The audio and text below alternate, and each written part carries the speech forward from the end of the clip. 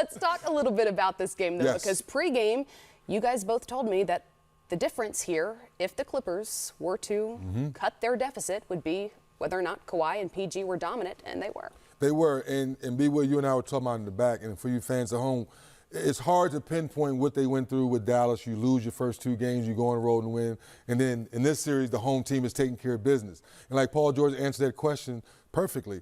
You can't pinpoint why this beginning of the game. They were 8-0. Ty Lue calls a quick timeout. They regroup, come out, Reggie Jack hits a 3, they get another stop, and then they start flowing. And B-Will, you've been there before.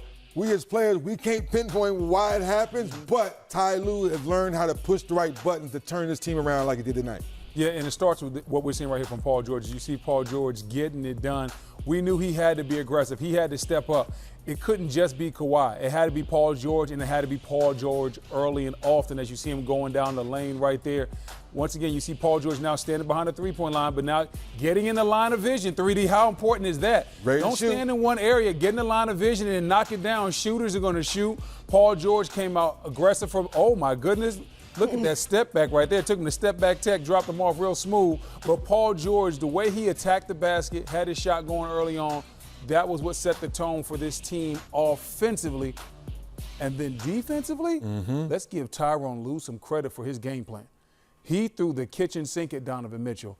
They double-teamed him off pick and rolls with certain players. Then when they did switch to pick and rolls, when he went to ISO, they doubled him. Donovan Mitchell still got his numbers, but, man, he had to work for him. That was a hard 30 tonight. That 40 the other day, or was it 42, whatever it was, it looked easy. This looked like Donovan Mitchell really had to work. Tyronn Lue had an excellent game plan.